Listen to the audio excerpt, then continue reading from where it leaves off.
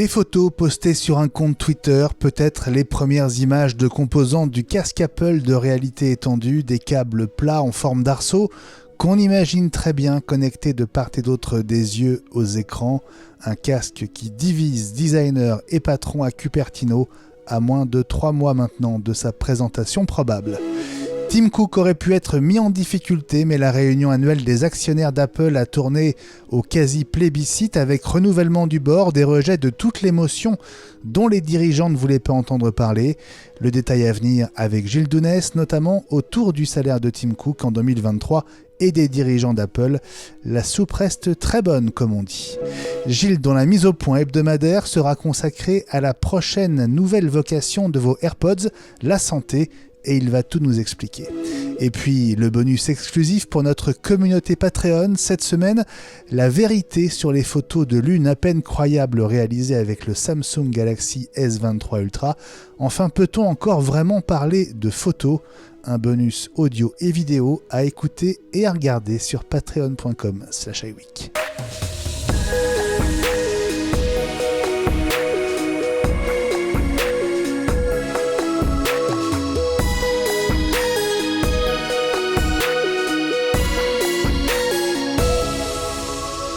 Bonjour, bonsoir à toutes et à tous, ici Benjamin Vincent, bienvenue à chacune et chacun d'entre vous dans ce 128e numéro d'iWeek, la semaine Apple, le podcast de référence sur l'actualité de l'écosystème Apple. Nous sommes le mardi 14 mars 2023, il est 18h28, je suis très heureux de vous retrouver comme chaque semaine autour de notre passion commune. Et je salue tout de suite mes deux complices du jour, Gilles Dounès et Fabrice Neumann. Bonjour à vous deux mes amis. Bonjour à tous les deux mes amis. Salut mon capitaine. Salut à tous. C'est tellement naturel. Bon, on va être entre nous, tous les trois aujourd'hui pour aborder deux gros sujets. Le casque de réalité étendue, moins de 3 mois maintenant avant la WWDC, et des tensions entre l'équipe design d'un côté et la direction de l'autre avec Tim Cook et Jeff Williams qui veulent le présenter absolument cette année. Casque dont on a peut-être découvert ces dernières heures les premiers composants et on va en parler. Autre sujet, c'était vendredi dernier, le 10 mars, la réunion annuelle des actionnaires d'Apple. Tim Cook aurait eu de quoi être un petit peu fébrile, un petit peu plus en tout cas que les années précédentes, mais non, tout s'est tellement bien passé qu'on peut se demander si cette réunion, en dehors de son aspect légal, a un quelconque intérêt dans la vie d'Apple. On va revenir sur les détails avec toi Gilles, et on te retrouve tout à l'heure pour ta mise au point, et tu vas regarder plusieurs années devant nous, avec une paire d'AirPods dans les oreilles. Pourquoi Gilles ? Pour essayer d'y voir plus clair. Tu sais que c'est les lunettes pour voir plus clair normalement. Non mais là c'est Apple qui va, éventuellement avec des capteurs idoines, va essayer de regarder à travers la peau du conduit auditif pour faire ce qu'ils font normalement avec la peau du poignet, essayer de voir les constantes. Donc il y a eu des chuchotements. Il se murmure que Apple aurait des projets santé pour les AirPods.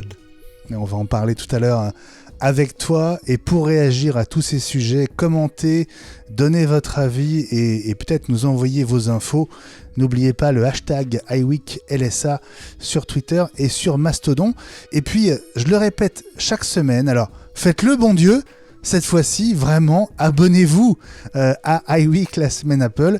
C'est simple, il suffit de cliquer sur le bouton suivre ou s'abonner sur votre plateforme de podcast préférée. Et puis si l'actu vous intéresse, l'actu Apple évidemment, je vous conseille vraiment notre podcast quotidien, la quotidienne iWeek. C'est 5 à 10 minutes par jour du lundi au vendredi avec les 5 infos essentielles dans l'écosystème. Je vois que Fabrice se marre sans doute à cause des 10 minutes.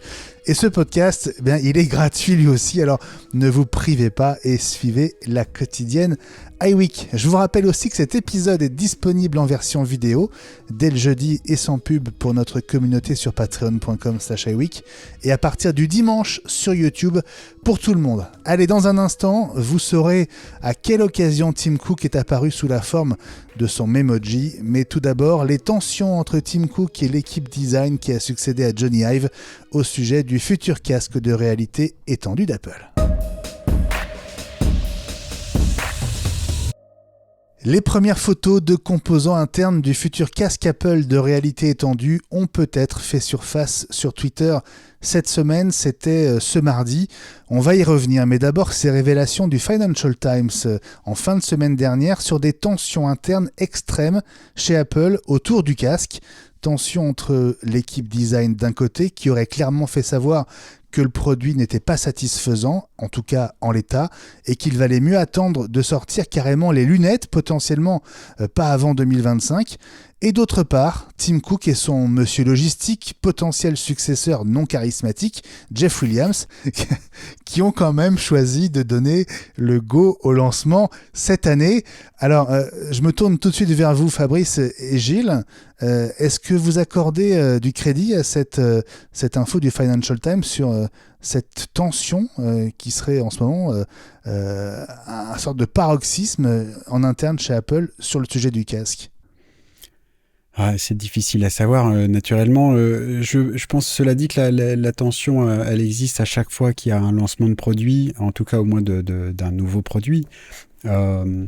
La première chose, moi, à laquelle j'ai pensé, c'est que j'ai pas d'infos là-dessus. Je me rappelle pas vraiment à ce moment-là, mais je serais pas étonné qu'au moment de la sortie de la première version de l'Apple Watch, il y avait la même chose, parce qu'on a vu l'Apple Watch évoluer tellement rapidement entre la série 0, qu'on peut rappeler comme ça, qui était la première montrée, et puis même la version juste après, pas forcément en termes de design matériel, mais en termes d'histoire autour et de développement logiciel, parce que ce qu'ils ont montré la première fois, ça n'a rien à voir avec ce que ça a été ensuite et ce qui nous est arrivé jusqu'à aujourd'hui.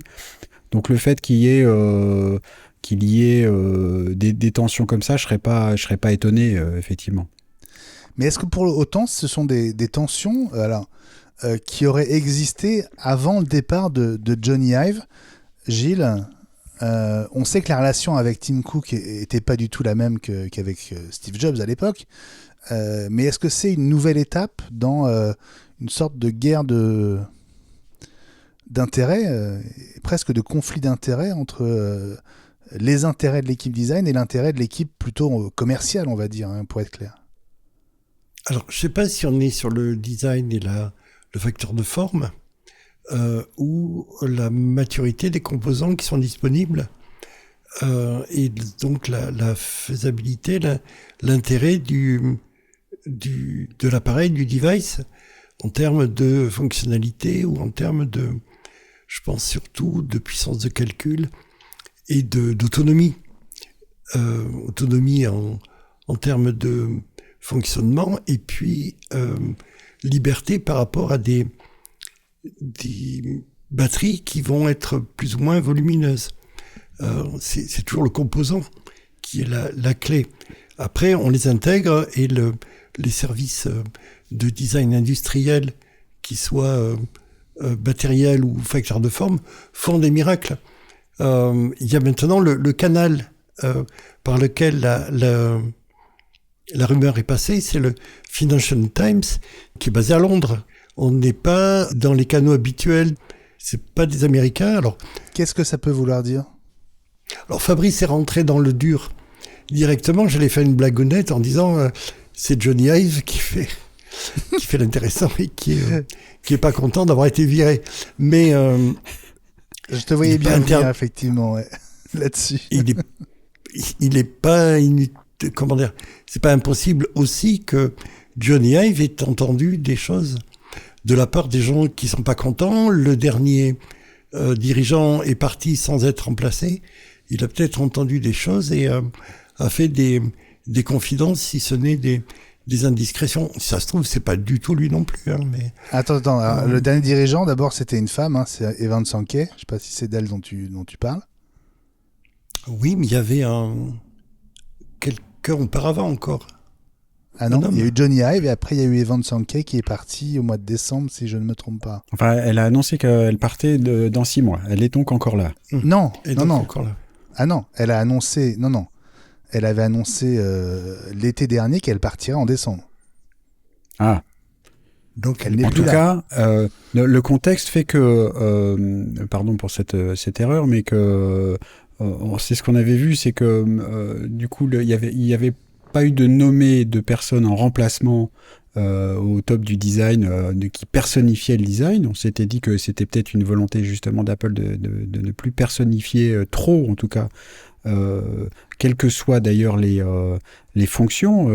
Et c'est ce qu'on avait vu aussi en termes de présentation, où il y a de plus en plus de personnes différentes qui morcellent les présentations d'Apple pour qu'on voit plus de gens, plus de diversité, et peut-être aussi moins une ou deux personnes en tête de flèche pour représenter quelque chose.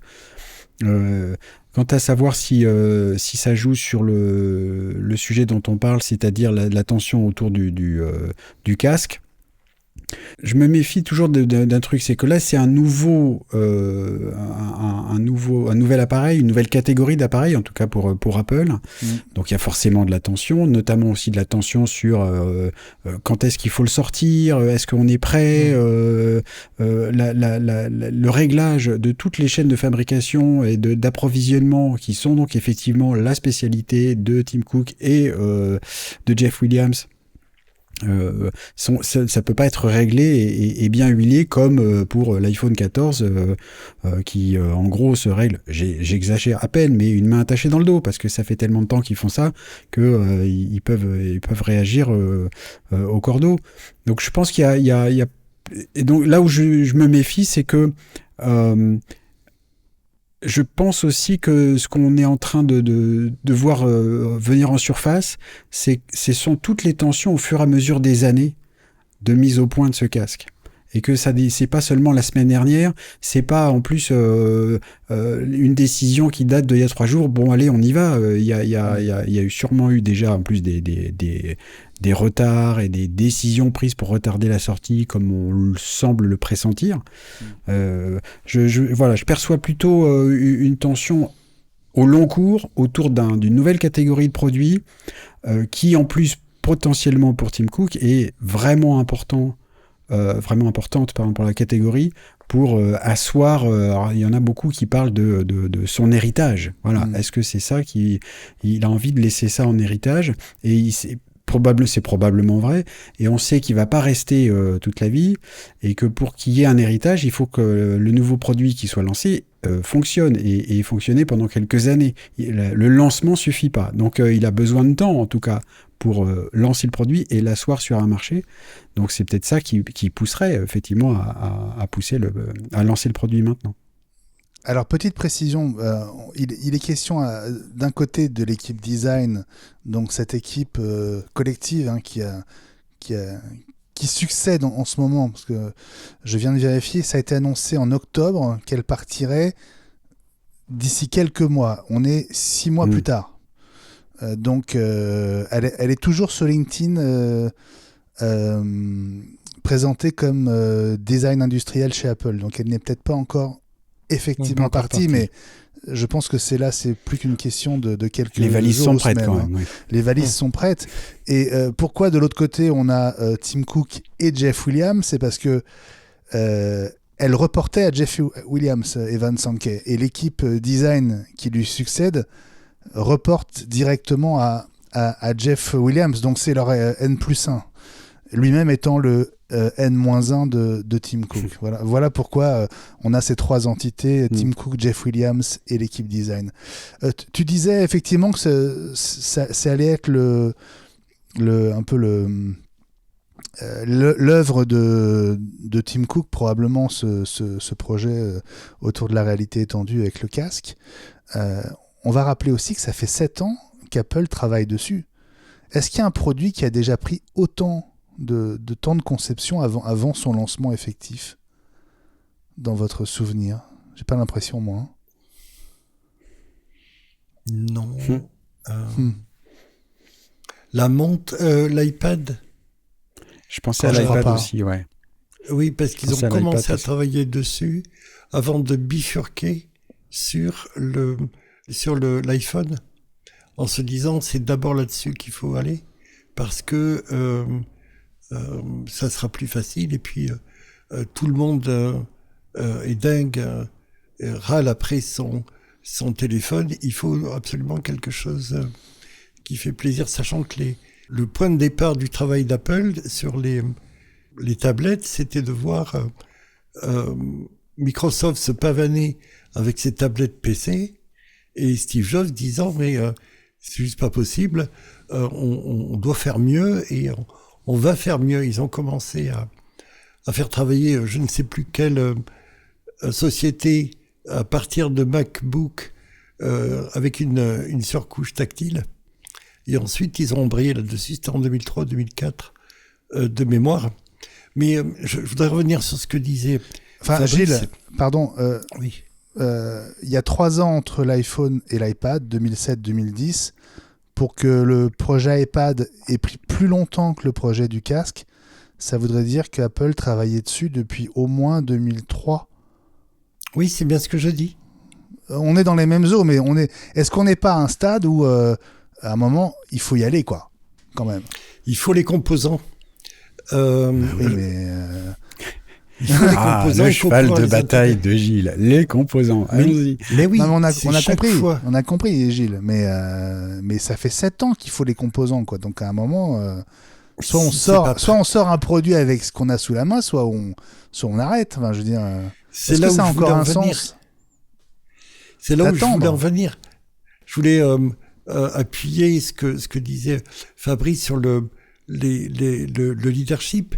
John Rubinstein, quand il est revenu, a appris aux ingénieurs d'Apple à réussir du premier coup et à réussir à sortir un produit à la date, quoi qu'il en coûte, quitte à revenir dessus dans les... Non, mais c'est dans le bouquin. Oui, d'accord. Mais enfin, c'est le sens du mot réussir, si tu veux, que je mets un petit peu entre guillemets. Voilà. Je suis pas sûr que John Rubinstein ait réussi tout ce qu'il a lancé chez Apple. Hein. Non, mais... Voilà. Il en a sorti des croûtes aussi. Réussir, hein. Oh là là, oui. Réussir à rencontrer les deadlines, à sortir à la date prévue. Ah oui, que le produit soit abouti, totalement abouti, c'est autre chose. Ah oui, d'accord. Au moins... Bah oui, mais justement, c'est quand même exactement de ça dont on parle. C'est que il y a un moment, et c'est pour ça que pour moi l'exemple de l'Apple Watch est vachement intéressant. C'est que ils ont sorti un truc. La première version, c'était pas sec. La deuxième version non plus, c'était mieux, et ainsi de suite. Et je pense que toute la discussion qui semble y avoir entre Cook, Williams et les autres, c'est que bah non les gars, on va pas attendre parce que finalement, je fais un parallèle entre ça et l'achat d'un nouvel ordi. Peut-être que si j'attends un peu, j'aurai un ordi meilleur. Sauf qu'il y a un moment, j'en ai besoin. Exactement. Donc il faut prendre celui qu'on a, le meilleur qu'on peut s'offrir avec le budget qu'on a à l'instant T. Et en tout cas, c'est vrai que je trouverais dommage et surprenant que les designers, si c'est le cas, gagnent cette bataille en disant si on attend, on aura mieux, sachant que le marché n'existe pas et qu'il faut réagir au marché qui est en train de se mettre en place. Et d'après ce qu'on voit chez Facebook, Meta n'est pas en train de se mettre en place de manière pérenne, pour eux en tout cas.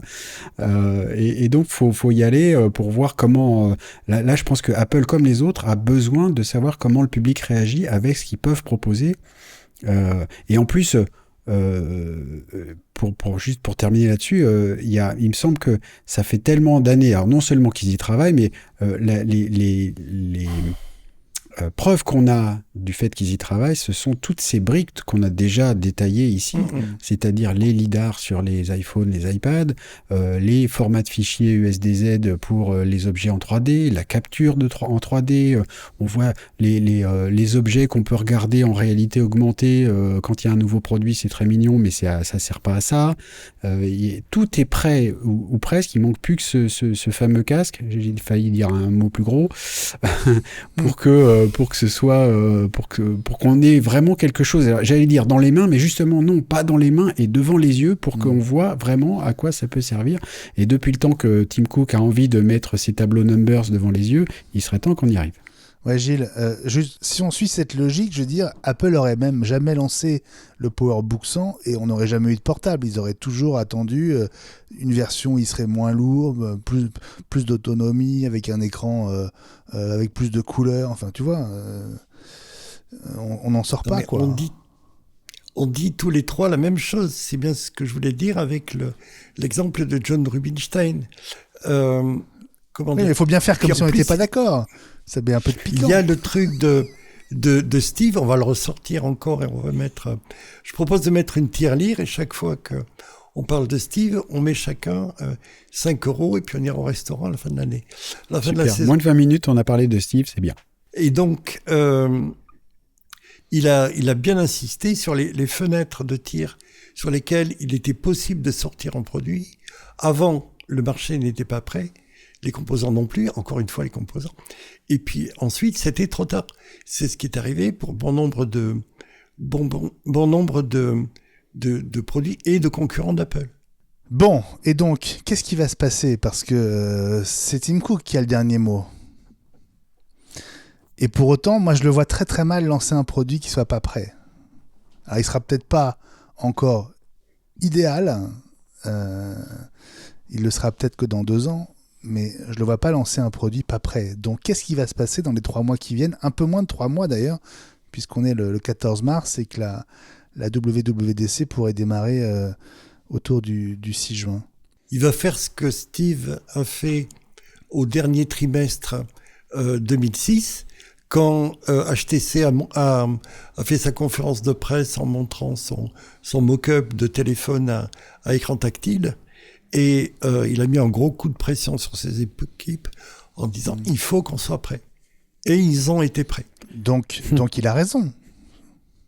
Il a raison, mais Ils seront prêts. ils auront quelque chose à montrer en tout cas. Oui, Ceci- j'allais ce- faire exactement la même phrase que Gilles. Ils auront quelque chose à montrer. Oui. J'étais prêt, derrière, je vais revenir à la présentation de l'iPhone, j'étais un peu en arrière de Steve avec les photographes et j'avais la vue, j'étais placé idéalement, j'avais la vue de 3/4 sur le pupitre. Et sur le pupitre à disposition de Steve, il y avait encore ça fait 15 € là. Il y avait 3 iPhones, un par fonctionnalité, ou alors 2 de secours, mais c'était bien la preuve que c'était pas prêt. Enfin, la peinture était pas tout à fait sèche, comme dit Fabrice, à tel point que ça a planté à un moment donné, et Steve a été obligé de meubler en racontant la fameuse anecdote du brouilleur de télévision qu'ils utilisaient dans les dortoirs, dans les dortoirs de Stanford pour mettre un peu la panique. Mais si on se souvient aussi du lancement de l'iMac en 98, 17, hein 18, 17. Vraiment, dans les heures qui ont précédé, il y a une équipe de 20 salariés d'Apple de l'équipe design qui sont allés chercher les protos en Corée chez LG, parce que LG fabriquait les écrans. Ils les ont ramenés dans leurs valises dans l'avion et ils les ont branchés dans l'arrière-salle du Flynn Center là où avait lieu la conf, vraiment, mais à l'arrache totale. Ça s'est passé comme ça. Donc Je serais étonné que ça se passe encore comme ça dans l'Apple d'aujourd'hui quand même, parce que Apple a quand même est tellement plus gros, a tellement plus de moyens, sûrement tellement plus lourd à bouger quand même. Il reste sur des petites équipes en silo, des petites équipes de centaines de personnes, mais il y a toujours cette organisation en start-up.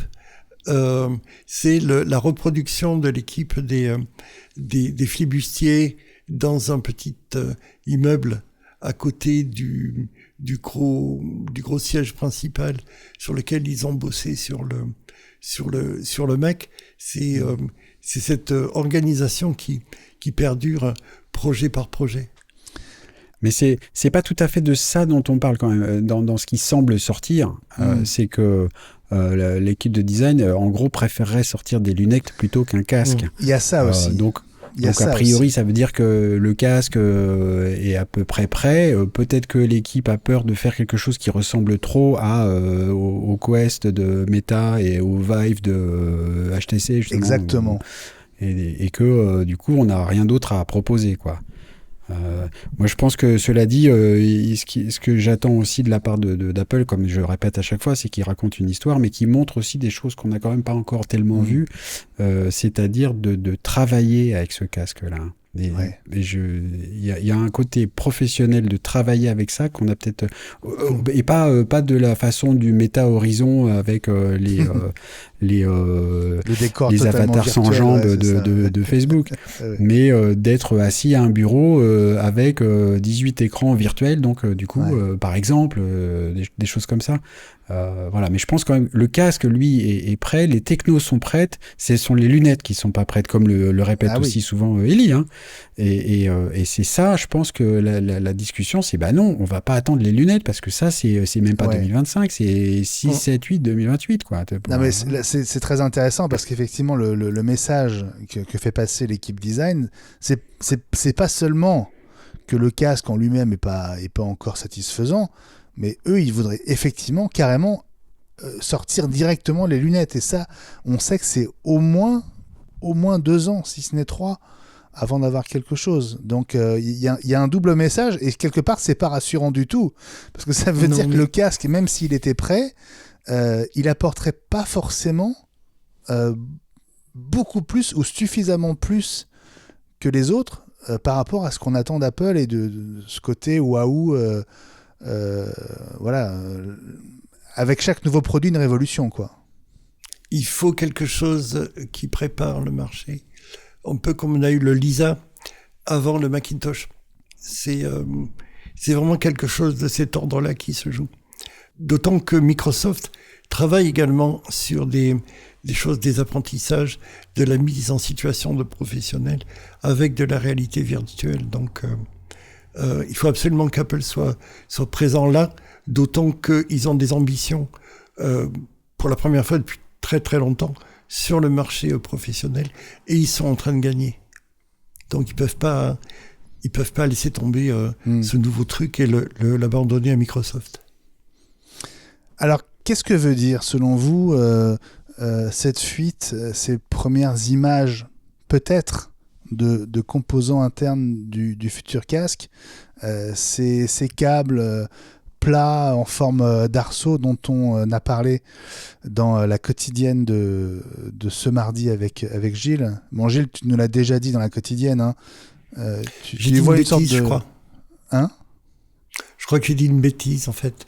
En décrivant des arceaux comme le dessus des lunettes, mais en fait, c'est vraisemblablement le dessous, puisqu'on a, je m'y ai souvenu ensuite, on a parlé d'un design en forme de lunettes de ski. On a quelque chose d'horizontal sur la partie supérieure et des arceaux qui vont épouser la forme du nez ensuite sur la partie la plus basse du casque. Ouais, alors c'est pas aussi évident. Il y en a peut-être en forme d'arceau sur le dessus, et puis en forme d'arceau aussi sur le dessous avec un espace pour le nez.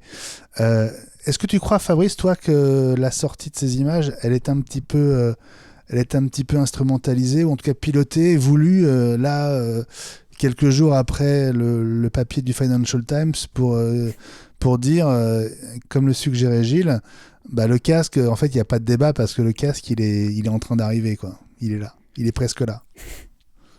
Alors, ça fait pas mal de temps, je crois, qu'on se pose la question de savoir ce qu'a voulu dire Apple quand ils ont annoncé, et notamment par la voix de Tim Cook, qu'ils allaient renforcer les mesures de sécurité pour éviter les fuites. Et une façon d'éviter les fuites, c'est de les faire soi-même. Ça fait des années qu'on parle de ça à propos d'Apple.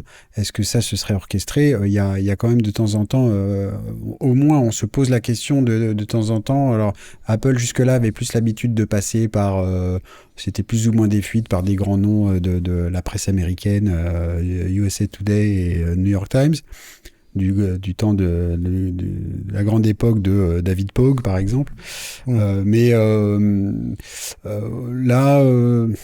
je sais pas trop, parce qu'en même temps, si le casque est prêt et qu'il est donc présenté au mois de juin, comme tu le rappelais tout à l'heure, on est tout prêt, ça veut dire que forcément les composants sont construits, ils vont servir, et que des petits comme ça, malgré toutes les mesures de sécurité d'Apple, on peut en mettre ça dans sa poche pour ensuite faire des photos. Donc Je suis pas orchestré, j'en sais rien. Moi, je pense que ça a l'air quand même de confirmer qu'il y a quelque chose qui se prépare véritablement. Et en tout cas, moi, je ne crois pas une seconde que Apple va attendre encore des années avant de sortir quelque chose. Pour moi, la vraie difficulté d'Apple, c'est que ce qui est sûrement de plus intéressant dans ce qu'ils vont proposer aujourd'hui, c'est pas tellement le casque, c'est toutes les technologies autour que je décrivais tout à l'heure. Mais ça, c'est un truc de développeur et c'est pas waouh. C'est-à-dire que même si le casque il a deux écrans 8K, un écran 8K par œil et puis tout un tas de trucs, s'il n'y a rien à montrer pour l'utiliser, on a du mal à faire waouh, alors que je pense qu'il y a un truc, moi ce à quoi je m'attends, et j'écoute des podcasts avec des développeurs, ils attendent de pouvoir mettre la main dessus, les doigts dessus pour développer pour... ce qui n'est pas, me semble-t-il, un discours qu'on a entendu de la part des développeurs quand Meta a annoncé tout son projet Horizon World, par exemple. Bon, il y a pas plus d'appli que ça. J'ai utilisé un Quest pour un peu le nombre d'applications qu'il y a dedans, ça casse pas des briques quand même. Alors que là, j'ai le sentiment qu'il y a tout un tas de développeurs qui attendent de voir ce qu'on peut faire avec et ils ont envie de jouer, quoi. Ils ont envie de jouer. Et l'effet waouh, il viendra un peu après. Et c'est peut-être un des problèmes de la présentation d'Apple, c'est que l'effet waouh, il va venir après. Il y a un effet retard. Il y a un effet Apple de la part des développeurs. Donc, ils veulent voir ce qu'ils ont à proposer. Merde, c'est Apple, je veux voir, j'en veux. Et puis, si Apple montre quelque chose, il y a un certain nombre de gens qui sont dans la boucle, qui sont enfermés maintenant depuis quelques semaines dans une pièce. On leur donne de quoi manger par une chatière dans la porte. Ils ont interdiction de sortir et ils auront quelque chose à montrer, si tant est qu'ils présentent le casque en juin prochain, quoi. Bon, en tout cas, sur ces composants qu'on a aperçus donc sur un compte Twitter, alors le compte Twitter d'un leaker dont l'historique est pas mauvais. Son pseudo, c'est Mr. White 128. Donc, on peut potentiellement considérer que ces images sont effectivement des composants à venir du futur casque, même si lui ne le dit pas. Le tweet est simplement accompagné de l'emoji de lunettes.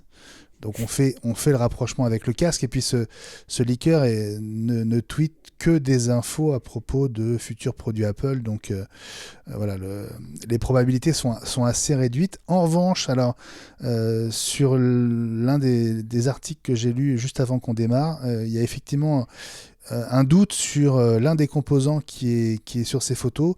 Ça ressemble énormément à un composant qu'on trouvait sur le premier HomePod.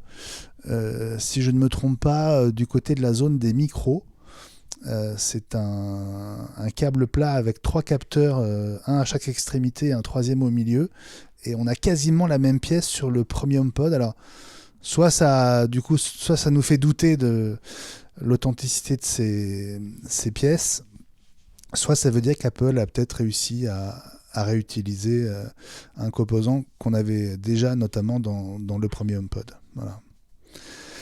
Et pas seulement un processeur S6. Voilà, absolument. Juste, tu évoquais Meta il y a quelques instants, Fabrice. Tu ne l'as pas dit, mais Meta annonce aujourd'hui 10 000 suppressions d'emplois supplémentaires. Donc Meta, c'est la maison mère de Facebook et d'Instagram, vous le savez. Donc 10 000 départs d'ici la fin de l'année qui s'ajouteront aux 11 000 qui avaient déjà été annoncés au mois de novembre. Ça fait 21 000 personnes qui partent. C'est un quart de l'effectif global de Meta supprimé en quelques mois. Voilà. Meta qui se concentre quand même sur un domaine assez proche du casque dont on parle. Hein. Donc, comment vous comprenez cette deuxième vague énorme là chez Meta ? C'est terrible. Ça me fait penser à un truc de vieux encore. Hein. Vous vous rappelez de Real Networks, qui était numéro 1 de Real Audio, du streaming et de la diffusion en ligne au début des années 2000. On a Rob, je ne sais plus comment il s'appelle. Glaser. Rob Glaser qui avait identifié le next big thing avec la musique en ligne et la musique par abonnement, et qui a brûlé ses vaisseaux et a balancé complètement l'activité de la société dans cette perspective, et ils ont pratiquement tout perdu. Parce il y a d'autres exemples. Hein. Je pensais à Clubhouse. Ils sont pas morts. Ouais, mais... alors c'est peut-être pas tout à fait la même chose pour ça, parce qu'il y a aussi des sociétés qui se créent pour bien se présenter, pour ensuite être racheté. Le pari, c'est d'être racheté. Et dans certains cas, ça marche et on se fait racheter par Facebook et on se fait manger, c'est très bien. Dans d'autres, on se fait pas racheter, on se fait tuer quand même, parce que justement, Twitter sort Twitter Spaces et Clubhouse, c'est fini. Donc c'est un jeu un petit peu dangereux pour ça. Ce que je remarque sur ce que tu dis, ce qui me frappe le plus, c'est pas le nombre, c'est le pourcentage. C'est-à-dire que quand il y a eu toutes ces annonces de licenciements, Amazon a sensiblement annoncé le même nombre que Facebook, mais pour Amazon, ça représente rien. Ouais. C'est-à-dire, ce sont des variables d'ajustement. Je m'empresse d'ajouter, ce sont des hommes et des femmes, naturellement, mais on comprend bien ce que je veux dire. Hein, c'est vraiment de la proportion. Et quand ils sont 2 millions, ils sont 2 millions chez Amazon. Quand Amazon vire ou termine les contrats de 20 000 personnes, c'est parce que ces saisonniers, ils en réembauchent la même chose la semaine d'après, finalement. C'est pas... dans les conditions qu'on sait, hein, je mets pas ça en cause, hein, mais pour certains en tout cas. Mais là, c'est vraiment plus important. Et Zuckerberg a beaucoup insisté sur le fait qu'il pariait l'avenir de sa société sur le métavers et tout le reste. Et pour l'instant, il a du mal à convaincre, comme on le dit à longueur de semaine.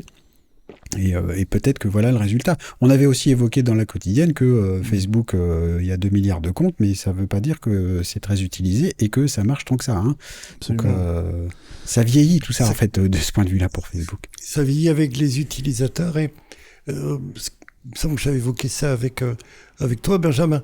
Quand on vire des gens, quand on se met au régime, comme c'est la métaphore qui est utilisée, on perd à la fois du muscle, on perd de la graisse, mais du muscle. Et là, c'est pas les fonctions de soutien qui sont impactées, ce sont les ingénieurs. Donc c'est de l'innovation et de la force de travail qui s'en va. Juste à propos du casque Apple, j'ai une dernière question, parce qu'on parlait de l'héritage potentiel de Tim Cook tout à l'heure, mais est-ce qu'on peut dire que le casque, ce sera le premier produit conçu entièrement sous son règne, entre guillemets? Et c'est aussi pour ça que c'est important, c'est que il est le patron depuis plus de 10 ans, et ça va être le premier produit qui a vraiment son sceau. S'il y a un problème, et s'il y a un successeur qui passe des envies, si Apple rencontre des difficultés, je pense qu'il n'a pas envie que ses lunettes soient le Newton de John Sculley. C'est un produit qui avait de l'intérêt, qui se vendait pas mal, même si c'était un marché de niche. Et quand il a fallu sauver Apple, il y a eu des choix difficiles à faire. Je ne pense pas que ça a été si difficile que ça à faire pour Steve, mais ça avait du sens au niveau industriel quand même, de fermer la division et de recentrer les ingénieurs sur ce qui vraiment pouvait sauver Apple. Quand il y a un état de choc, l'organisme se concentre sur les organes essentiels, le cœur, le cerveau, et tout ce qui est un peu à la périphérie pâtit, y compris des choses aussi importantes que le foie, les reins ou d'autres organes qui pourtant sont importants. Fabrice. Ouais, du coup, je vais continuer à filer la métaphore santé, parce que je pense qu'il faut pas oublier justement l'aspect santé, et que je sais pas si d'abord disons que Tim Cook a envie de laisser un héritage, sûrement. Et en tout cas, de laisser Apple dans un état au moins aussi bon que celui dans lequel on lui a laissé à lui, parce que je pense qu'il y a quand même un attachement personnel à la chose. Mais on sait aussi que tout ce qui concerne la santé chez Apple est important, et notamment sous l'influence de Tim Cook. Enfin, c'est aussi pour ça. Enfin, la montre, de ce point de vue-là, est déjà, me semble-t-il, même si je ne sais pas si c'est lui qui a participé à son lancement, mais tout le développement, et encore plus, là, on en a parlé il n'y a pas si longtemps, là, de la potentielle arrivée de la glycémie. La glycémie dans la montre, etc. Tout ça, c'est vraiment quelque chose des choses auxquelles il tient véritablement, tout le développement autour de la santé. Et il l'a dit aussi, en disant, je pense que dans quelques années, on se souviendra d'Apple pour ce qu'elle leur a laissé au niveau de la santé. Donc le casque, c'est peut-être important, mais pas forcément aussi proche de son cœur que ça. Merci beaucoup mes amis pour cette discussion presque au coin du feu à bâton rompu sur le casque, un sujet, alors c'est pas la première fois qu'on en parle et c'est certainement pas la dernière. Je pense que plus on approche de la WWDC, plus on va en parler. D'ailleurs, si vous êtes sur Twitter, vous avez vu nos prédictions pour à la fois la date de la keynote et la date à laquelle cette keynote pourrait être annoncée, ainsi que la confirmation de cette conférence développeur. Mark Gurman en a remis une couche il y a quelques heures sur son compte Twitter aussi, en faisant chauffer la sauce, en avançant lui aussi que la confirmation de la WWDC semblait un peu plus imminente, donc ça pourrait arriver d'un jour à l'autre. Allez, on se retrouve dans un instant pour continuer à parler d'Apple, mais cette fois d'Apple côté bourse, Wall Street, Nasdaq. La réunion annuelle des actionnaires, c'était vendredi, et on va tout savoir avec Gilles. Rendez-vous était fixé vendredi 10 mars 2023 pour la réunion des actionnaires Apple, une obligation légale qui est aussi pour les actionnaires de l'entreprise le seul moment où ils peuvent directement interpeller Tim Cook et où ils doivent voter les points à l'ordre du jour. Pour la première fois, Tim Cook n'a peut-être pas tout à fait dormi sur ses deux oreilles la veille, l'année n'ayant pas tout à fait été conforme aux précédentes. Entre la pénurie des composants, le départ de Russie avec les sanctions, l'incapacité à fournir les iPhone 14 Pro et Pro Max à Noël, des résultats en dents de scie. Mais Gilles, finalement, tout s'est bien, voire très bien passé. Oui, comme une lettre à la poste. Oui.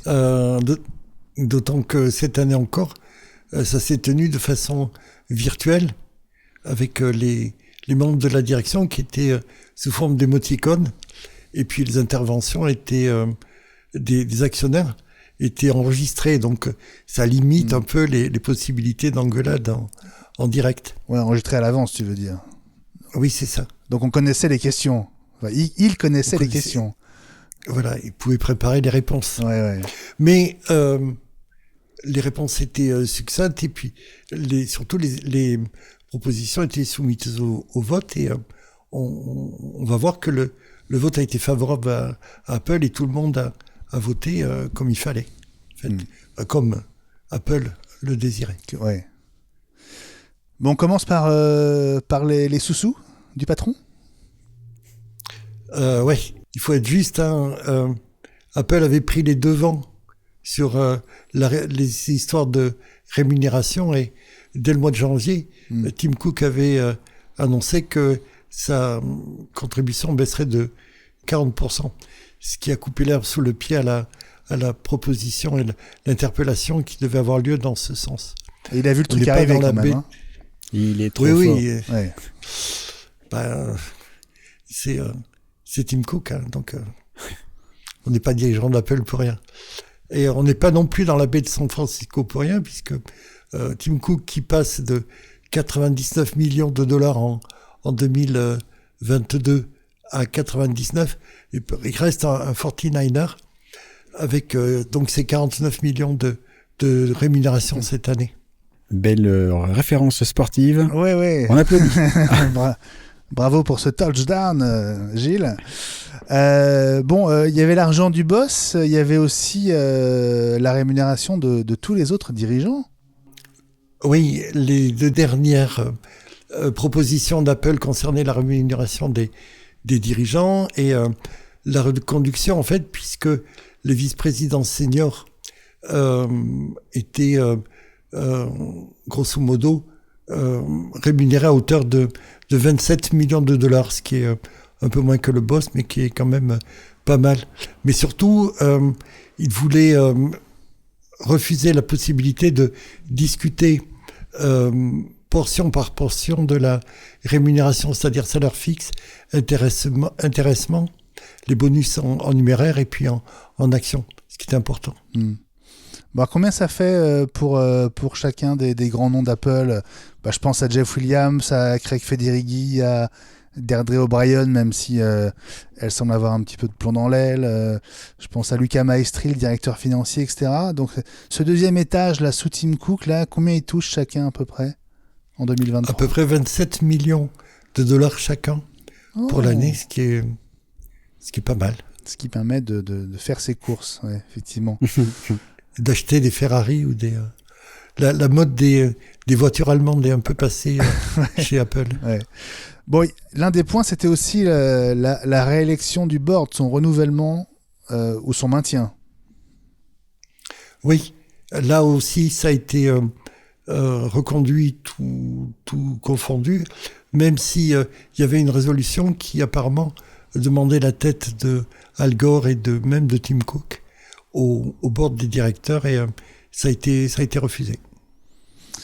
Alors on passe aux autres résolutions. Gilles, il y a peut-être eu plus de piment à propos des autres sujets. Alors il y a les résolutions qu'Apple proposait d'accepter, puis il y a celles qu'Apple proposait de rejeter. Alors de quoi on parle? C'est comme la 5e République. Il y a les amendements qui sont acceptés et qui sont refusés par les dirigeants. Donc pour les actionnaires, la première concernait les droits civiques et la mise en place d'une évaluation annuelle, et Apple a refusé en disant que celle qui avait été entamée l'an prochain n'était toujours pas terminée. Il y en avait une autre qui réclamait un audit annuel de la dépendance de la firme vis-à-vis de la Chine. Je vous casse assez les pieds avec ça. Et la proposition a été rejetée par Apple au regard de sa communication volontaire sur le sujet, ainsi que les détails qui ont été fournis régulièrement à la Securities and Exchange Commission. Ils ont une communication tous les trimestres sur la politique industrielle et financière surtout. Alors il y avait une autre proposition qui visait à augmenter la fréquence et la manière dont le conseil d'administration communique directement avec les actionnaires, et une proposition pour obliger Apple à rendre compte de ses efforts pour éliminer les différences salariales entre hommes et femmes ou sur des bases ethniques. Et il y avait un fonds d'investissement activiste qui parlait de biais systémiques qui étaient ignorés par Apple dans sa politique vis-à-vis des femmes et des minorités. Ça aussi, c'est passé à la trappe. Puis la dernière, c'était élargir le droit de proposition des actionnaires au conseil d'administration qui, pour l'instant, est limité à une candidature. Et là aussi, Apple a eu gain de cause. Et finalement, tu l'as dit, tout s'est bien passé. On est reparti pour un an et ça roule. Ouais. Cette année, ça s'est à nouveau passé comme sur des roulettes. Est-ce que ça veut dire que quel que soit le contexte, en fait, cette réunion, c'est pas qu'elle... Enfin, je veux pas dire qu'elle sert à rien, mais on en attend trop tous les ans, finalement, nous, de l'extérieur.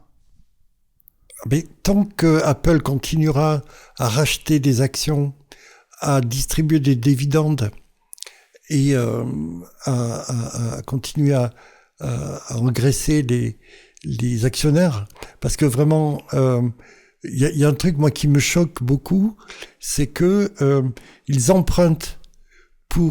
lèvent des emprunts pour rémunérer les actionnaires, faire des rachats d'actions et puis donc distribuer du dividende. Et à la fin des fins, ce trimestre par exemple, ils n'ont pratiquement pas payé d'impôts pour cause de remboursement d'emprunt. Donc il y a quelque chose qui...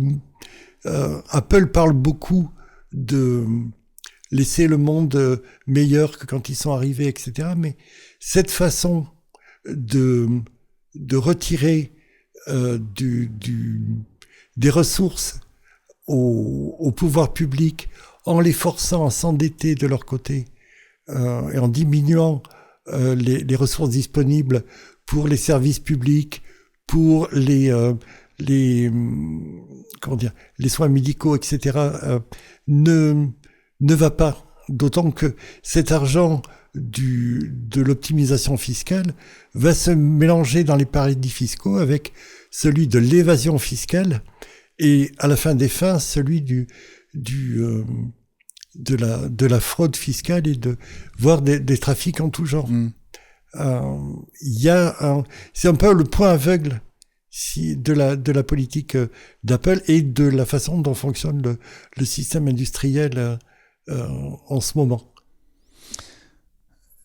Fabrice, tu avais l'air d'osciller de la tête pour dire qu'effectivement, ça sert à rien d'attendre quoi que ce soit de cette réunion annuelle. Probablement pas, et ça va dans le sens de ce que dit Gilles aussi, c'est-à-dire que tant que... en gros, je pense qu'on peut tous être d'accord pour dire que Apple va bien, et que même si cette année, ça a été un peu moins bien, malgré tout, ça a été éventuellement un peu moins bien, mais ils ont fait des bénéfices énormes, et la diminution des bénéfices était moindre que celle des concurrents globalement. Donc, ils ont quand même fait mieux que la moyenne. Donc, c'est difficile de mettre en ballottage défavorable des dirigeants ou des décisions des dirigeants actuels. Parce qu'on ne peut pas se baser sur des mauvais résultats, sur des choses horribles qu'ils auraient faites. Enfin, en plus, Tim Cook ne fait pas la une des journaux à scandale, jamais. Il a un discours toujours posé. Enfin, il est quand même très, très difficile à mettre en difficulté, pour de bonnes raisons, me semble-t-il. Donc, je trouve que ce genre de réunion-là, moi, ça me fait penser à la conférence téléphonique des financiers, là, tous les trimestres, à chaque résultat financier, où on sait bien que même les analystes financiers ne posent plus les questions de savoir qu'est-ce qui va se passer dans 3 mois, parce que de toute façon Apple répond pas. Donc là c'est pareil. Oui, c'est un passage obligé. Pour la petite histoire, ma petite boîte à moi que j'ai, c'est une boîte unipersonnelle. Il faut quand même faire tous les ans un conseil d'administration. Mais il y a une personne dedans. Entre toi et toi, et il faut quand même faire un conseil, voilà. Donc, donc il faut se convoquer soi-même et dire si on est soi-même d'accord. Là, c'est presque pareil finalement, parce que il y a rien à dire. On va pas virer Tim Cook. Non, justement, on va pas virer Tim Cook, quoi. Voilà, bien sûr que non. Il fait ce qu'il veut, c'est normal. Bon, juste pour finir, je pense que je vous ai déjà raconté comment en 2002 j'ai laissé filer l'occasion d'acheter des actions Apple. Autant vous dire qu'en 2002, elles n'étaient pas très chères de mémoire, elles étaient à 11 ou 12 $. J'avais quelques milliers d'euros 19. à placer et alors 12, non, vraiment 12, je m'en souviens, je pense. Alors c'était peut-être pas exactement en 2002, c'était peut-être juste avant ou juste après. En tout cas, voilà. Donc j'avais quelques milliers d'euros à placer. C'était avant Boursorama et les facilités qu'on connaît aujourd'hui. J'avais appelé une banque américaine qui m'avait envoyé un dossier par la poste. Je n'avais plus qu'à signer et à remettre l'enveloppe au courrier. Mais je l'ai pas fait parce que j'ai eu peur de jamais revoir mon argent, de pas avoir le contrôle, voilà, que c'est comme si je mettais 5000 balles dans une enveloppe que je reverrai jamais. Mais en fait, j'aurais bien mieux fait de poster cette enveloppe parce que 1000 $ d'actions Apple achetées il y a 20 ans, aujourd'hui, ça représente 695 000 $. Et donc, je serais grosso modo à la tête de 3 ou 4 millions d'euros en actions Apple. Et je pense que ça permet de mieux comprendre pourquoi les actionnaires disent oui à tout ou quasiment tout lors de cette réunion. des actionnaires annuels. Voilà. Je pensais que mon petit exemple perso, mon petit mélodrame perso pouvait vous éclairer. On est plein à avoir fait... j'ai failli faire la même chose. Et au dernier moment, je me suis dit... bon, c'était à 19, hein, c'était pas à 12. Ouais. Et c'était fin 2001. Le rapport était pas mal non plus. Ouais. Enfin voilà, nos petites histoires avec l'action Apple. On se retrouve dans quelques instants pour ta mise au point, Gilles. Il va être question de notre santé et de nos oreilles. À tout de suite.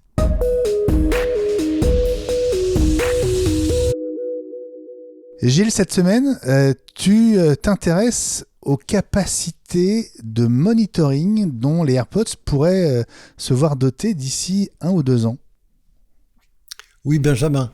En tout cas, c'est ce que Mark Gurman pronostique dans sa newsletter Power On, qui a été relayée dans un papier d'Apple Insider. Alors, pour être tout à fait transparent, je suis abonné dans la version gratuite et dans la version que j'ai reçue, il était plutôt question du turnover assez inhabituel parmi les dirigeants d'Apple et on en a parlé dans la quotidienne, je crois.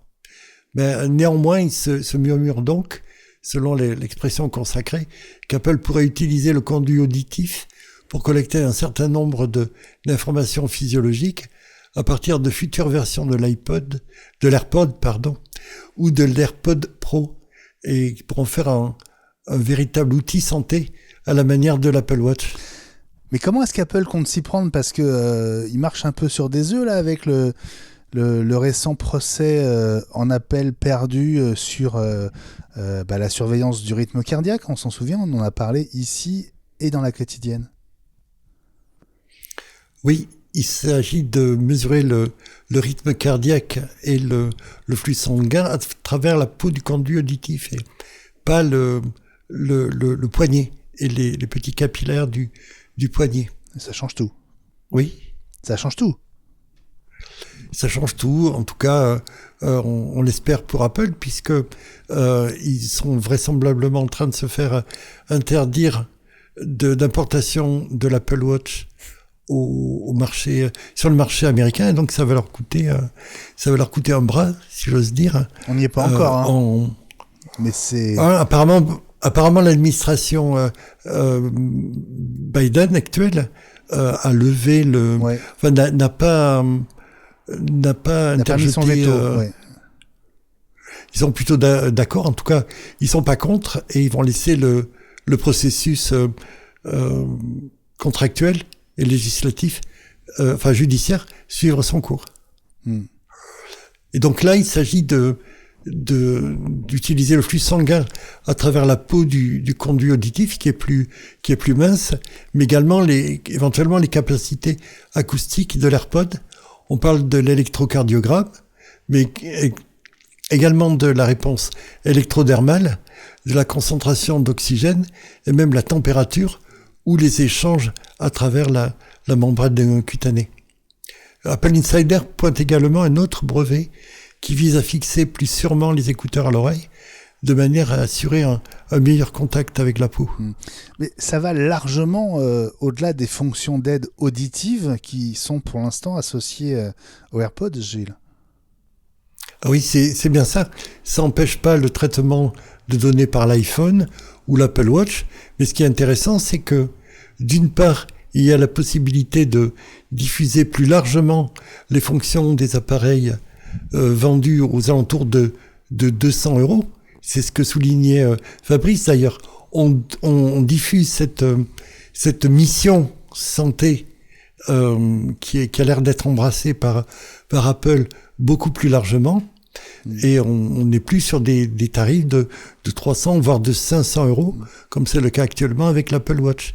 Et surtout, il y a la possibilité de croiser ces données avec tout ce que peut fournir l'Apple Watch Ultra, par exemple, pour une version beaucoup plus avancée et professionnelle du contrôle des constantes physiologiques dans une perspective de pratique sportive avancée, cette fois-ci, voire professionnelle. Et puis, il y a aussi la possibilité de contourner les positions acquises par des sociétés du secteur médical qui sont positionnées sur la surveillance des constantes biologiques depuis plusieurs dizaines d'années. Alors encore un peu de patience. Il est vraisemblable que les lunettes ou le casque, éventuellement, devraient apporter également un lot de nouveautés de ce côté-là. Et toi, tu miserais sur quelle version des AirPods et quel produit? Les Pro ou le modèle le plus abordable, les AirPods tout court? En général, ça commence par les pros et on diffuse quand... c'est encore une question de composants. Hein. Il faut qu'ils soient disponibles suffisamment, qu'ils soient suffisamment amortis et devenus meilleur marché pour pouvoir préserver la marge brute. Bon, et quelle génération du coup de AirPods Pro? On est déjà à la 2, tu dirais 4? D'après Mark Gurman, c'est la 3 ou la 4. 3 ou la 4. Bon. Merci Gilles pour... Merci Gilles pour cette mise au point. Ouais, c'est ça. Voire la 5. Quand je me mouille, je me plante. T'as raison. Allez, bah tu vas pouvoir te lâcher là. Dans un instant, on se retrouve pour nos coups de cœur et nos cartons rouges et jaunes de la semaine. Alors, Fabrice, est-ce que t'es chaud? Je vois que t'as 3 sujets. Garnement. Tu veux commencer par dire du mal ou dire du bien? Allez, je vais commencer par dire du mal et ensuite on pourra se détendre en disant du bien. T'as raison, on va faire comme ça. Très bien. Allez, vas-y. Alors, quelle couleur le carton? Dans le truc, il y a 2 choses qui m'ont énervé. Alors déjà, c'est l'iPhone jaune. Et c'est pas dans ta liste. Si, c'est dans ma liste parce que c'est ça. Vous avez pas vu, il y a donc une vidéo de publicité pour vanter les mérites de l'iPhone jaune 14 jaune, donc qui est comme seul mérite d'être jaune, et la musique utilisée c'est Banana Split de Lio, un tube de 1979. Et là je dis non. Mais si, vous avez pas entendu ça? J'ai pas vu. Donc il faut pas. Alors voilà, donc c'est un truc plus ou moins en dessin animé là, etc. Et Banana Split par Lio. Alors elle va toucher un max. Tant mieux pour elle, mais moi j'avais bien espéré ne plus jamais entendre ce truc, et donc non seulement on l'entend pour la pub Apple, et en plus, je suppose que ça va relancer les écoutes et ce disque.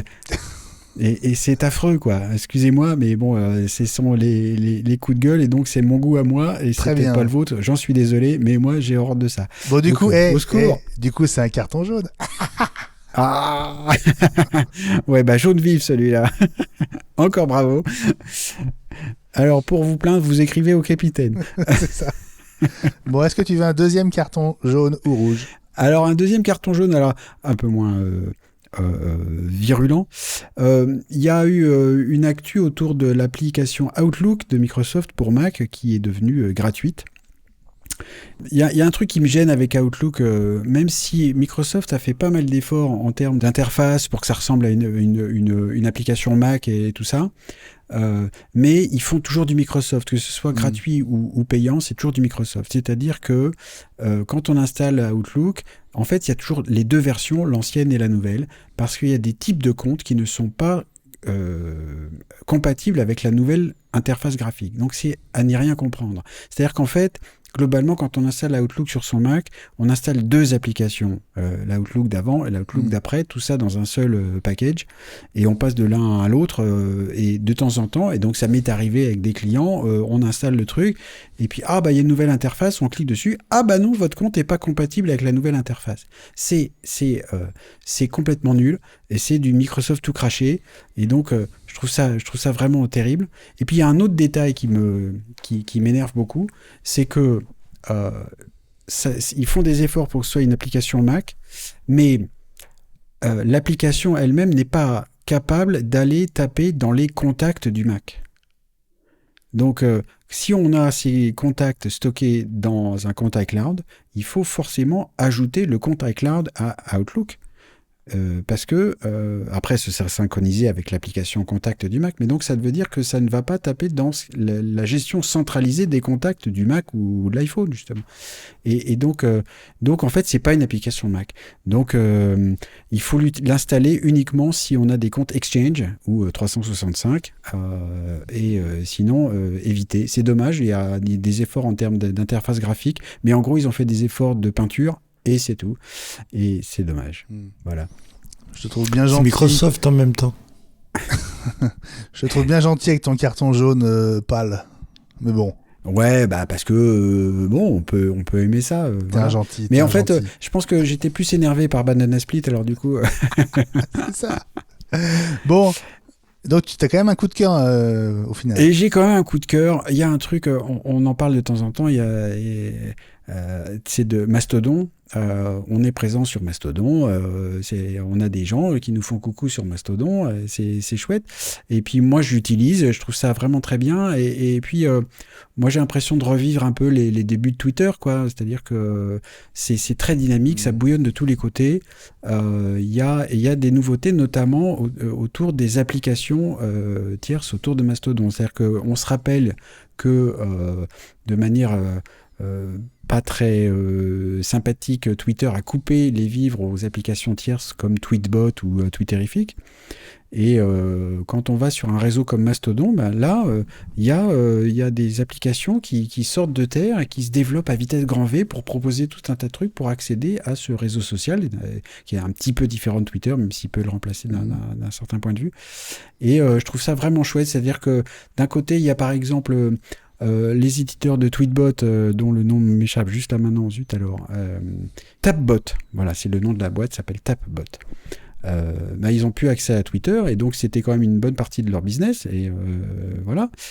Et donc ils développent une application pour Mastodon qui s'appelle Ivory, AVORY, qui est Tweetbot pour Mastodon en gros. Donc c'est interface très léchée, c'est bien fait, ça se développe à vitesse grand V. Je fais une petite incise pour dire que Tweetbot est une application payante pour Twitter et que comme il n'y a plus d'accès à Twitter, on peut demander si on veut un remboursement au prorata de l'abonnement qu'on payait à Tweetbot. Et Tapbot et aussi les gens de Twitterific ont demandé gentiment si vous pouviez éviter de nous demander un remboursement même au prorata, ça nous aiderait beaucoup, sinon ça va nous tuer. Voilà, donc ils ont été quand même obligés de faire un peu de quémander. Voilà, donc moi j'ai fait ça, j'étais abonné à Tweetbot et j'ai réinstallé l'application pour pouvoir appuyer sur le bouton qui dit je ne demande pas de remboursement. Comme ça, je suis sûr de ne pas leur demander quoi que ce soit et ils pourront garder le peu d'argent, les quelques euros que je leur ai donnés pour continuer leur développement et même survivre. C'est une boîte de 3 personnes. Ouais, d'accord. Voilà. Alors, j'ai une question à te poser en complément. Bon, on est dans les coups de cœur, hein, on fait beaucoup plus long, mais on va dire que c'est exceptionnel. D'abord, que penser du projet P92 chez Facebook, qui est censé être un futur clone de Twitter que personne vraiment n'attend. Et puis Blue Sky, le nouveau réseau social de Jack Dorsey. Alors, ce sont deux thèmes différents. Parce que le truc de Facebook, en fait, ils ont dit... Alors, Mastodon s'appuie sur un protocole d'échange de données qui s'appelle ActivityPub. Et qui permet, c'est comme ça, hein, donc Mastodon, c'est pas un réseau, c'est une fédération de réseaux. Ouais. Et qui utilisent tous le même format, donc ActivityPub. Et Facebook a dit, tiens, nous, on va faire un truc qui serait compatible avec ActivityPub pour que les contenus de Facebook puissent être diffusés sur Mastodon. Donc, c'est tout leur intérêt en même temps. Parce que si les gens partent de Twitter et peut-être aussi de Facebook pour aller sur Mastodon, c'est une manière de garder contact et c'est aussi ça tout l'intérêt de ce système ActivityPub, de pouvoir partager des contenus sur des plateformes qui sont censées être différentes et ça va aussi dans l'esprit de ce que demande l'Union européenne par exemple, de pouvoir passer d'un réseau à l'autre en prenant ses données avec soi. Voilà. Et WordPress a fait la même chose. Ils ont dit qu'ils donnaient, c'est en bêta maintenant, un module pour que ce qu'on publie sur son blog WordPress soit accessible via ActivityPub, et donc avec un compte Mastodon, quelle que soit l'instance Mastodon. Faudra qu'on reparle un petit peu de tout ça, parce que Mastodon, c'est des fois un peu compliqué, mais on a un compte Mastodon pour simplifier, et on pourra accéder à des contenus qui sont publiés sur un blog WordPress. Voilà. Et c'est automatique, c'est compatible. Donc c'est pour ça que c'est très intéressant de ce point de vue-là, outre Mastodon, qui est juste une expression de ce format de données. Quant au projet de je ne sais plus comment ça s'appelle, là, qui est fait par Jack Dorsey.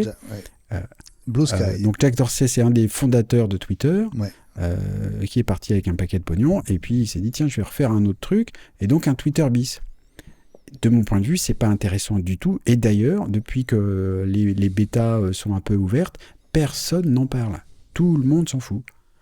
Parce que c'est un Twitter bis, centralisé plus ou moins, et il semblerait qu'il ait raté une marche. C'est-à-dire que l'engouement pour Mastodon a été tel qu'un autre réseau, même poussé par Jack Dorsey, voire même à cause du fait que c'est poussé par lui, et parce qu'on se plaint de ce qui se passe sur Twitter aujourd'hui, on s'en plaignait aussi un peu avant quand même, hein. C'était pas un truc formidable non plus, par certains côtés.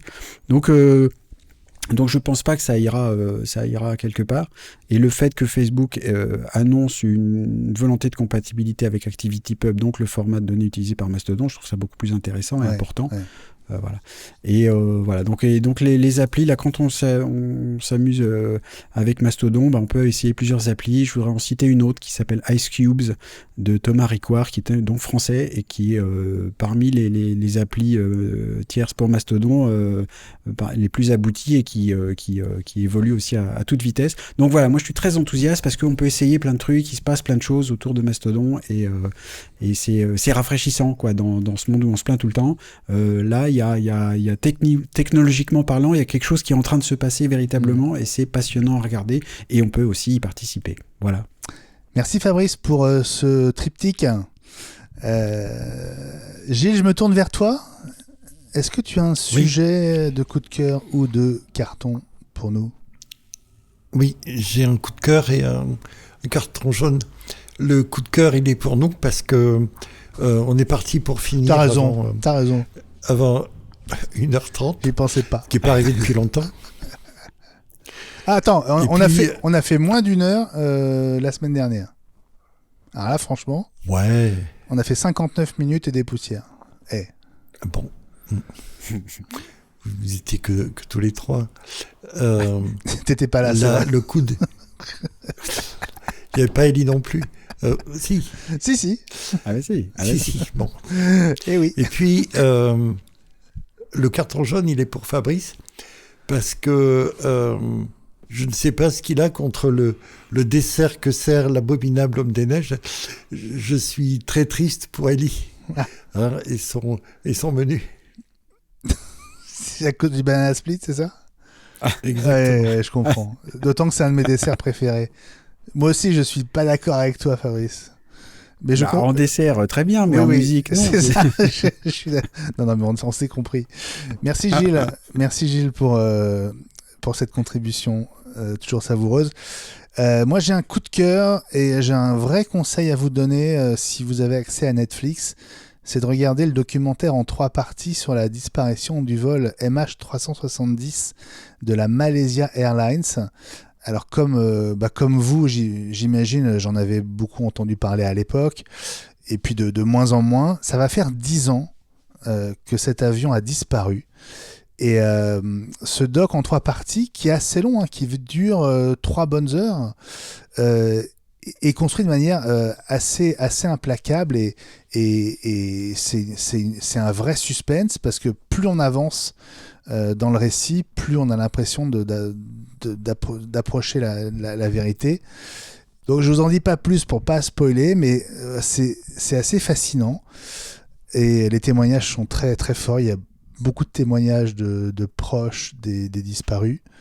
Voilà, je vous le conseille, c'est sur Netflix. Moi, ça m'a passionné, et si vous commencez, vous ne pourrez pas vous arrêter jusqu'à la fin. Et il nous manque le 4e épisode. Voilà, on aimerait que le 4e épisode nous donne la solution. On la connaîtra peut-être un jour.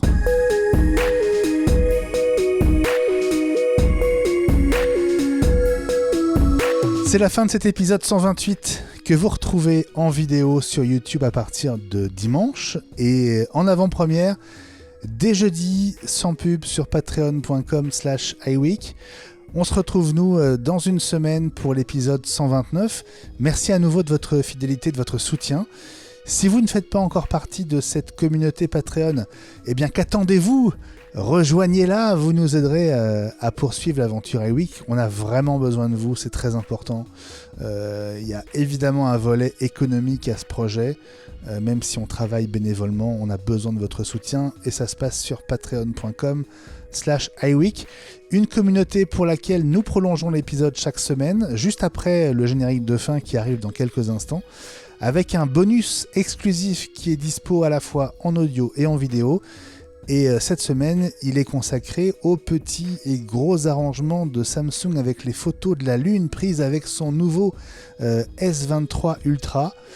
Est-ce que le coréen n'est pas en train de redéfinir au passage ce qu'est une photo prise avec un smartphone ? Eh bien, on va en discuter tous les trois dans quelques minutes. Salut les amis, salut Fabrice. Salut mon capitaine, salut à tous nos auditeurs, encore un bel épisode, merci beaucoup. Absolument, merci à toi le mentor en technologie. On te retrouve donc sur les réseaux, Mastodon, Twitter et sur ton site web. pro-fusion-conseil.fr. Et merci à toi Gilles Dounès, ancien rédacteur en chef de Mac+, co-auteur de iPod Backstage chez Duno. Toujours un plaisir de te retrouver dans la semaine Apple, Gilles. Le plaisir est partagé, je voudrais être là plus souvent. Et donc, je vous dis à la semaine prochaine, j'espère, et je dis au revoir à tous les auditeurs. Un petit teasing, si on atteint suffisamment de nouveaux contributeurs sur Patreon, je donne une recette aux contributeurs, une recette de shortbread à la Ted Lasso pour le 15, c'est demain. Le 15, pour le 15. Bah non, Ouais, c'est demain. Ted Lasso, malheur. Ted Lasso, c'est dans quelques heures. Ah, dépêchez-vous, précipitez-vous. Escroc. Bien vu en tout cas, bien vu. Bon, on fait une bise aux absents. Elia Bitbol, parti travailler à Disneyland Paris. Et François Le Truédic, que vous retrouverez également très vite dans cette quotidienne iWeek, le podcast court compagnon de la semaine Apple, avec ses visuels, nos binômes, 5 à 10 minutes qu'on fait à deux voix chaque jour, avec les 5 infos essentielles des dernières 24 heures. C'est gratuit comme la semaine Apple, et c'est sur toutes les grandes plateformes de podcast. Suivez-nous sur les réseaux, Twitter @iWeekNews, Mastodon @iWeekNews @mastodon.world et Instagram @iWeek.news. Prenez bien soin de vous, parlez d'iWeek, la semaine Apple autour de vous, vous êtes nos meilleurs ambassadeurs. On vous fait une bise, on vous dit bonne soirée, bonne semaine et à la semaine prochaine. Salut à tous. Bye bye. Bye bye. Bye bye.